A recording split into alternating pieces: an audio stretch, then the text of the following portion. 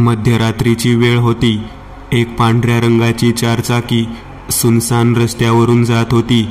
Suresh car चालवत होता. त्याची बायको अनिता बाजूच्या सीटवर झोपली होती. त्याचा 12 वर्षांचा मुलगा प्रतीक मागच्या सीटवर झोपला होता. रस्त्यावर कोणतेही वाहन दिसत नव्हते. रस्ता रिकामा असल्याने तो खूप वेगात कार चालवत होता. पण अचानक त्याची नजर दूरवर गेली. एक वृद्ध स्त्री रस्ता ओलांडण्याच्या तयारीत असलेली त्याला दिसली. त्याने दुरून हॉर्न मारला. तशी ती थांबली, पण अचानक ती पुन्हा लगबगीने रस्ता ओलांडू लागली. सुरेश घाबरला. कार तिच्या काहीच अंतरावर होती. त्याने गाडीचे अर्जंट ब्रेक्स मारले. गाडीचा वेग कमी झाला, पण गाडीने त्या वृद्ध स्त्रीला टक्कर दिली आणि ती तिथल्या तिथेच रस्त्यावर उडून पडली. सीट बेल्ट घातल्यामुळे सुरेशला आणि त्याच्या कुटुंबाला काहीच झाले नाही. अचानक बसलेल्या हादऱ्याने अनिता आणि प्रतीक दोघे जागे झाले. सुरेश पटकन कारच्या खाली त्या स्त्रीला बघण्यासाठी उतरला. ती रस्त्यावर पडून होती. सुरेश तिच्या जवळ गेला. तिच्या शरीराला कोणती गंभीर इजा झाल्याचे दिसत नव्हते, पण ती शुद्धीवर नव्हती. "ओ आजी, उठा," सुरेश तिचा गाल थोपटत म्हणाला. पण ती काही डोळे उघडत नव्हती. तोपर्यंत तिथे अनिताही आली. "अनिता, कारमधून पाणी घेऊन ये," सुरेश म्हणाला. काही वेळात त्यांनी तिच्या चेहऱ्यावर पाणी शिंपडले. तशी ती म्हातारी शुद्धीवर आली. त्यांनी तिला पाणी पाजले. तिला बहुतेक मुका मार लागला होता. "आजी, तुम्ही ठीक आहात का?" सुरेशने विचारले. तशी ती म्हातारी म्हणाली, "कमरेत आणि पायात थोडा मार लागलाय. आता चालता पण येईल की नाही कोणास ठाऊक." पण त्या म्हातारीला एवढ्या रात्री सुनसान रस्त्यावर पाहून सुरेश म्हणाला, "पण आजी, तुम्ही एवढ्या रात्री इथे काय करताय?" तशी ती म्हणाली, "गावाला गेलते. येताना गाडी लवकर भेटली नाही. शेवटी उशिरा रात्री कशीबशी भेटली आणि आताच थोड्या वेळापूर्वी मला इथं स्टँडवर सोडलं." म्हातारी रस्त्याच्या पलीकडे एका पाटीकडे बोट दाखवत म्हणाली, ज्यावर लिहिले होते सावरखेड 6 किमी. म्हणजे ती गावची पाटी होती जिथे बस थांबत असतात. गावात कुठली गाडी जाते की नाही याची वाट बघत होते, पण कोणच गावात गेलं नाही. ज्यांच्यासोबत मला गावात जाता येईल म्हणून एकलीच चालत जायला निघाले होते. तुमची गाडी दिसली आणि काही वेळ डोकं चालायचं बंद झालं आणि गाडीला टक्कर बसली." ती म्हातारी पुढे बोलली, "बरं, आम्ही तुम्हाला गावात सोडलं तर चालेल का?" अनिता त्या म्हातारीला म्हणाली, "हां, चला ना, आम्ही तुम्हाला तुमच्या घरापर्यंत सोडतो." सुरेश माणुसकीने त्या म्हातारीला म्हणाला, "लय बरं होईल," ती म्हातारी म्हणाली. त्या दोघांनी त्या म्हातारीला गाडीत बसवले आणि गाडी गावच्या रस्त्याला लागली. म्हातारी मागच्या सीटवर प्रतीकच्या शेजारी बसली होती आणि प्रतीकच्या डोळ्यात झोप होती. त्यामुळे त्याने लागलीच डोळे बंद केले. पूर्ण रस्ताभर सगळे एकदम शांत होते. कोणी काहीच बोलत नव्हते. कार गावच्या जेमतेम 1 किलोमीटर अंतरावर पोहोचली असेल तेव्हा सुरेशच्या डोक्यात एक प्रश्न आला. म्हातारी एवढ्या रात्री स्टँडवर आली, पण हिला घ्यायला कोणीच आले नाही. हिला मुलगा असेल की नसेल? "आजी, तुम्हाला मुलगा आहे का?" सुरेशने त्या म्हातारीला विचारले. काही वेळ शांत राहून ती म्हातारी भावूक झाली आणि म्हणाली, "एकच होता, तोही लहानपणीच वारला." हे ऐकून सुरेश आणि अनिता दोघांनाही त्या म्हातारीसाठी वाईट वाटले. "वाईट झालं, पण तो कसा वारला?" अनिताने विचारले. "गावातले लोकांनी त्याचे दोन्ही हात तोडले आणि माझ्यासमोर त्याने तडपून तडपून जीव सोडला." म्हातारी म्हणाली. तिच्या डोळ्यात अश्रू आले होते. ती भावूक झाली होती. "काय? गावातले लोकांनी हात तोडले?" सुरेश आश्चर्याने म्हणाला. "पण का?" तो पुढे बोलला, "गावातल्या एका सैतानाने माझ्या लहान पोराला चोरीच्या आरोपात फसवलं आणि मग पंचायत बोलवली. पंचांनी त्या सैतानाच्या सांगण्यावरून त्याला शिक्षा सुनावली आणि त्याचे दोन्ही हात तोडायला सांगितले. म्हातारी रडत म्हणाली. हे ऐकून अनिता आणि सुरेश दोघेही खूप आश्चर्यचकित झाले आणि हळहळले सुद्धा. एका चोरीची एवढी मोठी शिक्षा, अशी भयानक शिक्षा तर मोठ्या आरोपींना सुद्धा दिली जात नाही. अनिता म्हणाली, त्याने चोरी केली नव्हती, त्याला फसवलं गेलं होतं.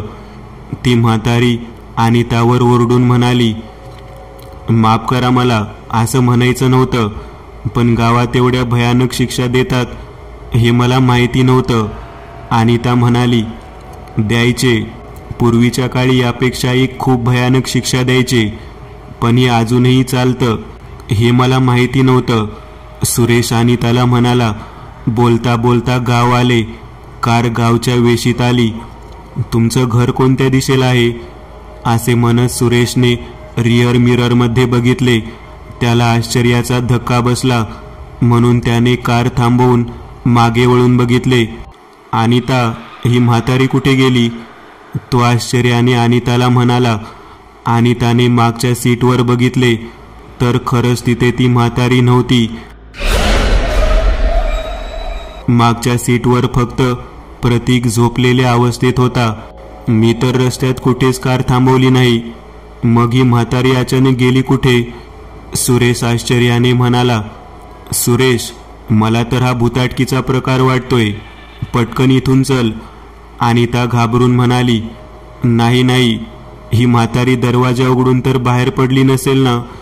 असे म्हणत सुरेशने दरवाजा उघडला.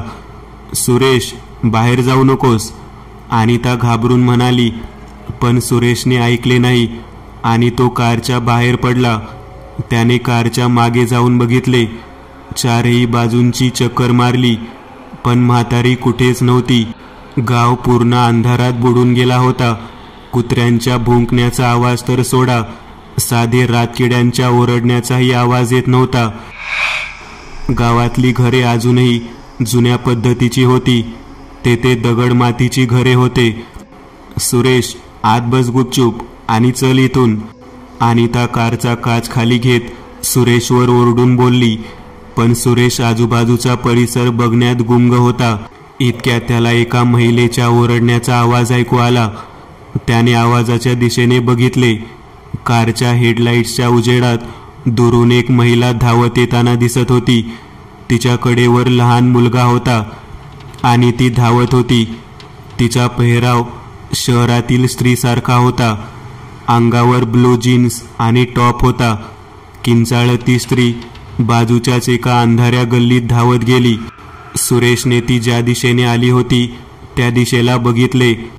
सुरेश, ही कोणाला घाबरून धावतीये? अनिता म्हणाली. पण सुरेशलाही त्या प्रश्नाचे उत्तर माहीत नव्हते, कारण त्या स्त्रीचा पाठलाग करत तेथे कोणीच आले नव्हते. इतक्या त्या अंधाऱ्या बोळातून त्या स्त्रीची किंकाळी ऐकू आली. वाचवा, तिला मदतीची गरज आहे. अनिता, तू कारमध्येच थांब, कारच्या बाहेर पडू नकोस. असे म्हणत सुरेश त्या काळोख्या गल्लीत धावला. अनिता त्याला मागून आवाज देत होती, पण तो थांबला नाही. एक वेळी फक्त एकच माणूस जाऊ शकेल एवढा चिंचोळा तो रस्ता होता. समोर काहीच दिसत नव्हते, म्हणून सुरेशने त्याच्या मोबाईलची टॉर्च लावली. तो हळूहळू त्या स्त्रीच्या आवाजाचा पाठलाग करत एका पडक्या झोपडीत पोहोचला. ती स्त्री त्या झोपडीच्या कोपऱ्यात कडेवर तिच्या लहान मुलाला घेऊन उभा होती. तो मुलगा जेमतेम 8-9 वर्षांचा असेल. ती स्त्री पूर्णपणे रक्ताने भिजली होती. काय झालं? तुमच्यासोबत नेमकं काय घडलं? सुरेश तिच्या जवळ जात जात बोलला, पण ती काहीच बोलली नाही. जेव्हा तो तिच्या जवळ पोहोचला त्याला खरी परिस्थिती दिसली. तिच्या कडेवर असलेल्या मुलाचे दोन्ही हात तोडले गेले होते. त्याला खांद्यापासून दोन्ही हात नव्हते आणि त्याचे डोळे बंद होते. हे बघून तो घाबरला. हे कोणी केले याच्यासोबत? सुरेशने घाबरून विचारले. त्या हाडळीने, ती स्त्री रडत म्हणाली. कोणती हाडळ? सुरेशने विचारले. तीच जी या गावात आणि आजूबाजूच्या परिसरात भटकत असते, ती स्त्री म्हणाली. तुम्ही काय म्हणत आहात मला काही समजत नाहीये. तुमच्यासोबत काय झालं हे नीट सांगाल का? सुरेश गोंधळून म्हणाला. मी रात्री सावरखेड पाटीवरून कारमधून माझ्या मुलासोबत जात होते, पण इतक्यात एक म्हातारी माझ्या कार समोर आली आणि धडकली. ती जखमी झाली होती म्हणून मी तिला या गावात सोडायला आले, पण ती अचानकपणे कारमधून गायब झाली. मला कार बाहेरून एका स्त्रीच्या रडण्याचा आवाज आला म्हणून मी बाहेर उतरले आणि वापस कारमध्ये बसले तर माझा मुलगा गायब होता. मी पूर्ण गाव फिरून माझ्या मुलाला शोधले, पण तो मला सापडला नाही. शेवटी तो मला वडाच्या झाडाखाली पडलेला दिसला आणि त्याचे हात कापलेले होते. असे म्हणत ती स्त्री रडू लागली. सुरेश हे सर्व ऐकून घाबरला होता, कारण त्याच्या बाबतीतही तेच घडले होते. त्यालाही एक म्हातारीच त्या गावात घेऊन आली होती आणि तीही गायब झाली होती. पण ती हाडळ लहान मुलांसोबत असं का करतीये? सुरेशने विचारले. तेव्हा तिने सांगायला सुरुवात केली. 50 वर्षापूर्वी या गावात कमळा नावाची एक स्त्री राहत होती. तिच्या पोटी अमावास्येच्या रात्री एक मुलगा जन्माला आला. तो जन्मताच त्याच्या घरी बातमी आली की त्याचा बाप साप चावून ओढ्याजवळ मरून पडला आहे. एकतर तो अमावास्येच्या रात्री जन्माला आला आणि तो जन्मताच त्याच्या वडिलांचा मृत्यू झाला. त्यामुळे लोक त्याला शैतान समजू लागले. काही लोकांनी तर त्याला पाण्यात बुडवून मारण्याचा सल्ला दिला, तर काही लोक म्हणाले हा जर जिवंत राहिला तर गावाचा विनाश निश्चित आहे. पण तरीही कमळाने तिच्या मुलाला समाजापासून वाचवले. त्या मुलाचे नाव मुनी ठेवले गेले. मुनी लहानपणी खूप आगाऊ आणि खोडकर होता. गावातल्या लहान मुलांना त्रास देणे, मारणे हे त्याचे रोजचे काम. त्यामुळे कोणी त्याच्यासोबत खेळत नसे. लोक त्याला शैतान म्हणून हाक मारायचे. जेव्हा तो 7-8 वर्षांचा झाला तेव्हा न जाणे कसे त्याला चोरीची सवय लागली. तो कोणाच्याही घरातून कुठूनही सामान उचलून आणत असे. कदाचित तो लहान असल्याने त्याला समज नव्हती, पण गावातील लोकांनी त्याला चोरीचे नाव दिले. एके दिवशी गावचा पाटील मुनीला त्याच्या घरी घेऊन गेला. पाटील हातपाय धुण्यासाठी बाहेर जाण्यापूर्वी गळ्यातील सोन्याची चेन आणि बोटातील अंगठ्या टेबलवर ठेवून गेला. पण जेव्हा तो वापस आला तर तेथे त्याची सोन्याची चेन आणि अंगठ्या नव्हत्या आणि मुनीही तेथे नव्हता. त्यामुळे ही चोरी मुनीनेच केली अशी बोंबाबोंब करत तो गावभर मुनीला शोधू लागला. काही वेळात गावकऱ्यांना मुनी गळ्यात सोन्याची चेन आणि हातात अंगठ्या घेऊन सापडला. तो त्या वस्तूंसोबत खेळत होता. तेव्हा त्यांनी त्याला मारत गावच्या वेशीत वडाच्या झाडाखाली आणले. गावकरी जमा झाले. कमळाही तेथे उपस्थित झाली. पंच जमा झाले. पाटील पंचासमोर उभा राहिला आणि म्हणाला, ह्यो मुनी पोरगा नाही, शैतान आहे. जन्माला तेव्हाच स्वतःच्या बापाला गिळून गेला. मोठा झाला तेव्हा गावात चांगला पाऊस पडायचा बंद झाला. नाहीतर पूर्वी किती पाऊस पडायचा. 10-10 दिवस पाऊस थांबत नसायचा. पीकही भरघोस व्हायचे. पण आता पाऊस पडतोय पण कमी. पिकाला नीट उतार येत नाही आणि उतार चांगला भेटला तर भाव भेटत नाही. गावकऱ्यांचे 2 वेळा जेवण मुश्किल झालं आहे. गावात कोणाकडे बघायला पैसा नाही. हा अमावास्येच्या रात्री जन्मलेला शैतान आहे. आपले गाव गिळून टाकायला आला आहे. तेव्हा पंचांनी आजच या शैतानाचा सोक्षमोक्ष लावावा ही माझी आणि गावकऱ्यांची विनंती आहे. हे ऐकून गावकऱ्यांमध्ये कुजबूज सुरू झाली. त्यांना पाटलांचे म्हणणे पटू लागले होते. ते भोळे भाबडे लोक त्याच्या बोलण्यात आले होते. तेव्हा कमळा बोलू लागली, हे साफ खोटं आहे. माझा मुलगा शैतान नाही. शैतान असता तर जन्माला त्या दिवशीच पूर्ण गाव गिळून टाकला असता. इतके दिवस वाट थोडीच बघितली असती शैतानाने. त्याला शैतानासारखी न शिंग आहेत, न त्याला शैतानासारखे दात आणि नख आहेत. गावात पाऊस पडत नाही त्याला गावकरी कारणीभूत आहेत. राजरोसपणे इथं झाडं तोडली जात आहेत. मग पाऊस कसा पडेल? ना गावात पाणी साचायला मोठे साठवण तलाव आहेत. मग पाण्या वाचून पिकाला उतार कसा येईल? तेवढ्यात गर्दीतला एक गावकरी म्हणाला, ए कमळे, त्याची आई आहेस म्हणून असं बोलतेस? तुझी मायेने तुझ्या डोळ्यांवर पट्टी बांधली आहे म्हणून तुला तुझ्या पोरातला सैतान दिसत नाही. त्याचे बोलणे संपत नाही तोवर दुसरा गावकरी म्हणाला, मग काय तर, गावातल्या लहान पोरांना तर जनावराला मारल्यासारखा मारतो. त्याच्यात दयामया नावाची गोष्ट आहे का? गावात कधीच कोणी वीज पडून दगावला नाही, पण मागच्या पावसाळ्यात अमावास्येच्या दिवशीच चिंचेच्या झाडाखाली थांबलेले 4 गावकरी वीज कोसळून दगावले. हे सैतानाचेच काम आहे. आम्हाला तर पक्के माहितीये की मुनीच सैतान आहे. नाहीतर अमावास्येला सैतान सोडून कोण जन्माला येतंय? तोच पाटील पुन्हा बोलू लागला, पंचसाहेब, या सैतानाने माझ्या पूर्वजांच्या सोन्याची चोरी केली. त्यामुळे त्यांच्या पवित्र आत्म्यांना स्वर्गात कष्ट होत असतील. त्यामुळे माझी विनंती आहे की या सैतानाला शिक्षा देऊन त्यांच्या आत्म्याला न्याय द्या. आणि मला तर असं वाटत आहे की तुम्ही या सैतानाला अशी शिक्षा द्या की त्यामुळे या गावावरची संकट पण दूर व्हावी आणि माझ्या पूर्वजांच्या दुखावलेल्या आत्म्यांना शांती मिळेल. तेव्हा पंच म्हणाले, पाटील, तुम्हाला काय वाटतं, पंचांनी मुनीला कोणती शिक्षा द्यावी? तेव्हा पाटील निर्लज्जपणे म्हणाला, मला तर असं वाटतं की याचे दोन्ही हात कापून टाकावे, म्हणजे त्याला त्याच्या अपराधाची शिक्षा मिळेल. हे ऐकून कमळा मोठ्याने ओरडली, पंच, मी तुमच्या पाया पडते. मुनी लहान आहे, त्याला समज नाही. तो खोडकर आहे, पण हळूहळू मोठा होईल तसा सुधरेल. त्याच्या एवढ्याशा चुकीची एवढी मोठी शिक्षा त्याला देऊ नका, तो मरून जाईल. तेव्हा पाटलाचे तळवे चाटणारा बिरू म्हणाला, पंच, मला असं वाटतं की पाटलांचं म्हणणं बरोबर आहे.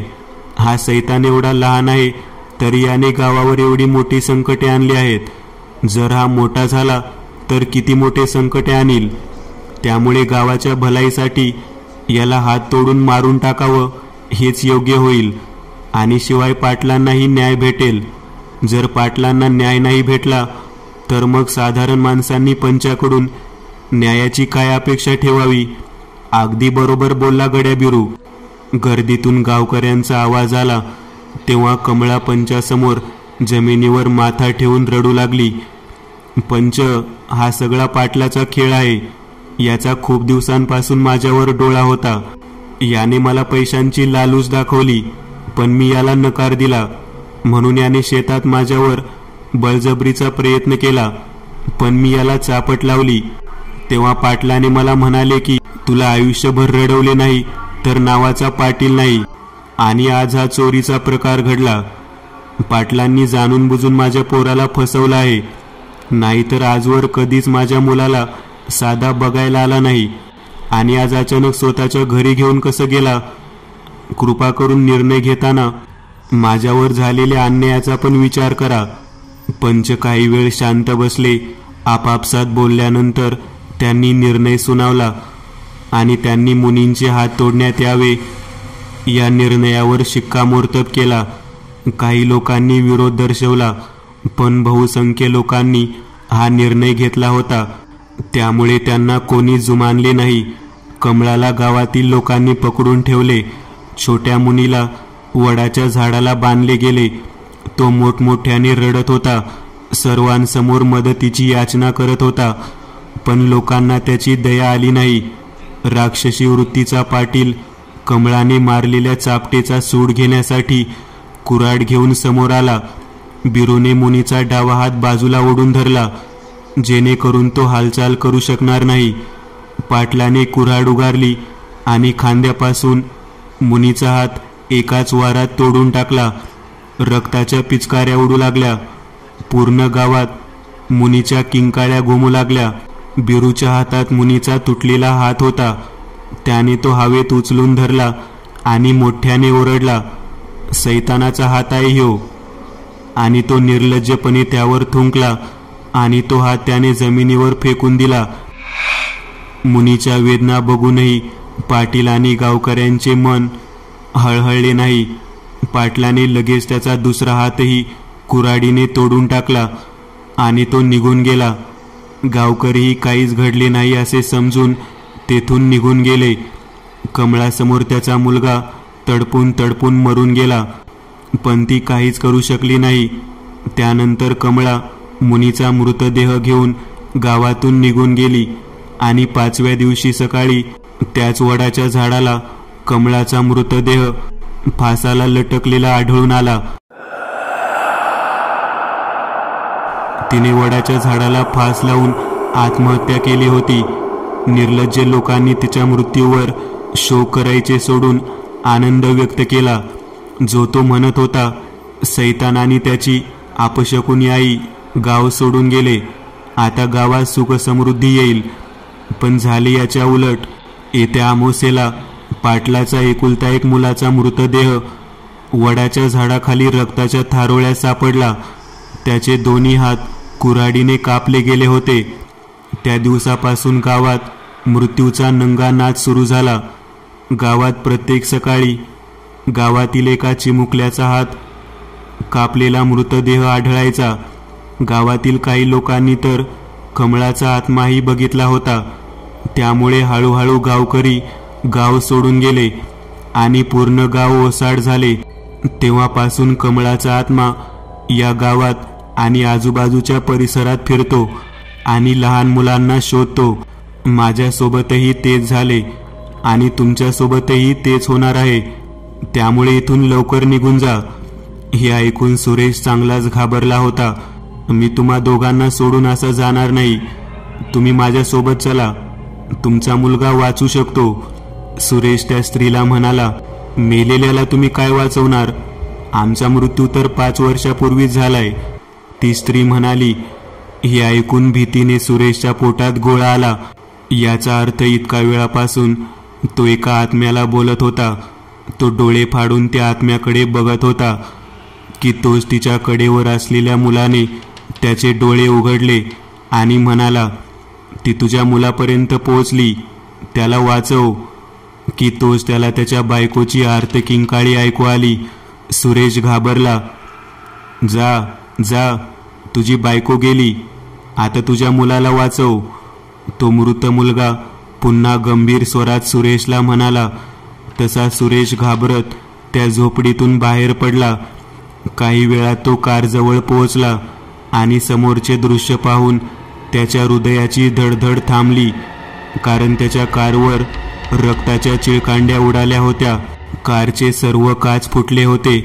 त्याने आत बघितले तर आत त्याचा मुलगा आणि बायको दोन्ही नव्हते.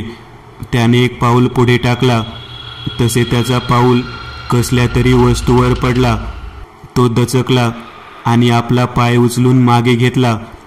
त्याने रस्त्यावर बघितले आणि त्याची धडकी भरली, कारण रस्त्यावर एक मानवी हृदय धडधड करत होते. त्याचा श्वासोच्छ्वास वाढला. मन रडकुंडी आले. अनिता, अनिता, तो मोठमोठ्याने ओरडू लागला. त्याने चारही बाजूला बघितले. आजूबाजूला फक्त पडकी घरे होती, ज्यात मोठमोठी झाडे उगवली होती. गवतांनी परिसर भरून गेला होता. काही वेळापूर्वी ठीकठाक दिसणारे गाव आता ओसाड आणि भकास वाटत होते. त्याची बायको आता या जगात नव्हती, पण मुलासोबत काय झाले असेल याचा अंदाज पण तो लावू शकत नव्हता. त्याला काही समजत नव्हते की ती हाडळ त्याला कोठे घेऊन गेली असेल. तो जमिनीवर बसून हुंदके देत रडत होता की इतक्या त्याला त्याच्या मागून आवाज आला, तुझा मुलगा अजून जिवंत आहे. त्याने मागे वळून बघितले तर त्याच्या मागे त्याच स्त्रीचा आत्मा होता. तिच्या कडेवर तिचा मुलगा होता. कुठे कुठे आहे माझा मुलगा? त्याने तिला विचारले. ती त्याला वडाच्या झाडाखाली घेऊन गेली आहे. आत्मा म्हणाला, पण मी माझ्या मुलाला त्या हाडळीपासून कसा वाचवू? सुरेशने तिला विचारले. जेव्हा मुनीची हत्या झाली होती तेव्हा कमळा मुनीचा मृतदेह घेऊन वनात निघून गेली होती. तेथे तिने वाईट शक्तींचे म्हणजे सैतानाचे आवाहन केले. सैतान प्रकट झाला. तिने सैतानासोबत स्वतःच्या जीवाचा सौदा केला. सौद्यानुसार कमळा तिचा बळी सैतानाला देणार आणि सैतान तिच्या आत्म्याला प्रत्येक रात्री नरकातून पृथ्वीवर बदला घेण्यासाठी पाठवणार. कमळा सैतानाला लहान लेकरांच्या रक्ताचा बळी देणार आणि 100 बळीनंतर सैतान तिच्या मुलाला म्हणजे मुनीला 2 हातांसह जिवंत करणार. ती आत्मा पुढे बोलणारच होती की तोच सुरेश म्हणाला, पण हे ऐकून माझा काय फायदा? माझा मुलगा कसे वाचेल ते सांगा मला. तेच ऐकण्यासाठी तुला हे सर्व सांगणं गरजेचं आहे. ती तुझ्या मुलाच्या रक्ताचा बळी सैतानाला देणार आहे. ती त्याचे हात तोडेल म्हणजे तिचा सूडही पूर्ण होईल आणि तिची तिच्या मुलाला जिवंत करण्याची इच्छाही पूर्ण होईल. त्यामुळे तुला असं काही करायचं आहे की तिचा बळी देण्याचा विधी खंडित होईल. त्यानंतर तिने सुरेशला पुढची योजना सांगितली. योजना ऐकल्यानंतर त्या आत्म्याने तिला त्या वडाच्या झाडाकडे जाणारा मार्ग दाखवला. सुरेश धावत त्या वडाच्या दिशेने धावला. तो जेव्हा वडाच्या झाडाजवळ पोहोचला तेव्हा त्याने बघितले की वडाच्या बुंध्याला झाडाच्या पारंब्यांनी त्याच्या मुलाला जखडून टाकले आहे. त्याचा मुलगा शुद्धीवर नव्हता. त्याने काही वेळ त्या झाडाच्या आजूबाजूला बघितले, पण त्याला हाडळ कुठेच दिसली नाही. त्यामुळे तो त्याच्या मुलाला सोडवण्यासाठी झाडाकडे धावला. तो त्या पारंब्यांना हटवण्याचा प्रयत्न करत होता की तोच त्याला पैंजणाच्या वाजण्याचा आवाज आला. तो आवाज झाडावरून त्याच्या मागून आला होता. त्याने वर मागे वळून बघितले तर वडाच्या फांदीवर लाल साडीत त्याला त्याची बायको बसलेली दिसली. तिच्या चेहऱ्यावर नखांचे ओरबाडलेले निशाण होते. छातीत डाव्या बाजूला मोठे भगदाड पडले होते आणि त्यातून रक्त वाहत होते. तिची नखे एखाद्या जखिनीसारखी वाढली होती. सुळ्यासारखे दात तोंडातून बाहेर आले होते आणि ती रानटी जनावरासारखी गुरगुरत होती. त्या हाडळीच्या आत्म्याने आणि त्याच्या शरीरात प्रवेश केला होता. अनिता, सुरेश म्हणाला की तो झाडावर बसलेल्या त्या हाडळीने सुरेशच्या अंगावर झेप घेतली. सुरेश जमिनीवर पडला आणि ती हाडळ त्याच्या छाताडावर बसली. तिने तिचा जबडा उघडला आणि सुरेशच्या गळ्याचा वचका घेतला. त्याच्या शरीरातून निघणाऱ्या गरम रक्ताच्या पिचकाऱ्याचा तिने आस्वाद घेतला आणि मग त्याच्या गळ्याचे मांस कुत्र्यासारखे ओरबाडून काढले. सुरेश किंचाळला आणि गळ्याला हात लावून जमिनीवर तडफडू लागला. त्याला तडफडताना बघून तिच्या मनाला एक वेगळाच आनंद मिळत होता, पण ती वेळ त्याच्याकडे बघून आनंद मिळवण्याची नव्हती. सैतान रक्ताचा तहानलेला होता. त्याला रक्ताचा बळी हवा होता. ती वडाच्या बुंद्यासमोर बसली आणि कसले तरी मंत्र पुटपुटताच तिच्या समोर जमिनीवर समिधा आल्या. दुसरा एक मंत्र म्हणताच त्या समिधांनी पेट घेतला आणि अग्नी प्रज्वलित झाला. ती त्या अग्नीसमोर मांडी घालून बसली आणि मंत्र म्हणू लागली की तोच वडाच्या बुंद्यातून पारंब्यांनी एक हाडाचा सांगाडा बाहेर काढला आणि तो जमिनीवर ठेवला. तो हाडाचा सांगाडा मुनीच्या मृतदेहाचा होता, ज्यात सैतान रक्त, मांस आणि जीव भरून जिवंत करणार होता, कारण हा शेवटचा म्हणजे 100वा बळी होता. या बळीनंतर तिचा मुलगा जिवंत होणार होता. ती हाडळ मोठमोठ्याने भयंकर आवाजात मंत्र म्हणत होती. समिधा हा हा करत जळत होत्या. इतक्यात त्या अग्नीत थुंकी पडली आणि चर असा आवाज झाला. त्या हाडळीने तिचे डोळे उघडले की तोच सुरेशने त्याच्या हातातल्या बाटलीतले पाणी त्या पेटत्या अग्नीत ओतले आणि चर करत ती अग्नी विझून गेली. त्या हाडळीचा विधी खंडित झाली होती. आता ती आजच्या रात्री प्रतीकचा बळी देऊ शकणार नव्हती. त्यामुळे ती रागाने लालबुंद झाली. सुरेश तिच्या समोर गळ्याला हात लावत जमिनीवर आपटला. त्याच्या शरीरातून हळूहळू प्राण जात होते. त्याचे प्राण पूर्णपणे शरीरातून काढण्यासाठी हाडळ त्वेषाने उठली आणि ती त्याच्यावर झेप घेणार की तोच तिच्या शरीराची राख झाली आणि हवेच्या झुळकेसोबत वाहून गेली. ती जाताच तिच्या शक्तींचा प्रभाव संपला आणि प्रतीक शुद्धीवर आला. वडाच्या पारंब्यांनी त्याला सोडून टाकले. त्याच्या समोरच सुरेश जमिनीवर तडपडताना त्याला दिसला. रक्ताच्या थारोळ्यात पडलेल्या सुरेशला बघून प्रतीक ढसाढसा रडू लागला. तो सुरेश जवळ बसला. बाळा, ते हाडळ आता वापस येणार नाही, कारण एका रात्री ती बळीचा फक्त एकच विधी करू शकते आणि विधी करणे हा तिचा एकमेव उद्देश असतो. बळीचा विधी खंडित झाला की तिचा उद्देशही संपतो आणि उद्देश संपताच ती नरकात वापस जाते आणि दुसऱ्या रात्री बळी घेण्यासाठी वापस येते. तू पटकन इथून निघून जा आणि वापस या गावाच्या दिशेने कधीच येऊ नकोस. सुरेश तडफडत प्रतीकला बोलत होता. नाही बाबा, मी तुम्हाला सोडून कुठेच जाणार नाही. त्या हाडळीने माझ्या आईला माझ्या डोळ्यांसमोर मारले, पण मी तुम्हाला असे मरताना सोडून जाणार नाही. प्रतीक रडत रडत सुरेशला म्हणाला. नाही बाळा, माझा काळ आला आहे. मला घेण्यासाठी यमराज रेड्यावर बसून आला आहे. तू जा इथून, तुला माझी शपथ आहे. सुरेश प्रतीकला म्हणाला आणि त्याने प्राण सोडले. स्वतःचा जीव देऊन सुरेशने त्याच्या मुलाचा जीव वाचवला होता.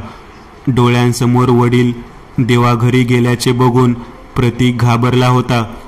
त्यामुळे तोही तिथून गावाच्या बाहेर जाणाऱ्या रस्त्याकडे धावत सुटला. मित्रांनो, आज पुरतं एवढंच. तुम्हाला जर काही गोष्ट आवडली असेल तर नक्की लाईक करा. तुमच्यापैकी बरेचसे जण व्हिडिओ लाईक न करताच पळून जातात, पण हा जर व्हिडिओ तुम्ही लाईक केला तर मला जरा बरं वाटेल आणि असेच भारी भारी व्हिडिओ बनवायची माझ्यात एनर्जी येईल. त्यामुळे नक्की लाईक करा आणि अजूनही कोणी या चॅनलला सबस्क्राईब केलेलं नसाल तर लगेच सबस्क्राईब करून टाका आणि बाजूची घंटी ती मात्र दाबायला विसरू नका.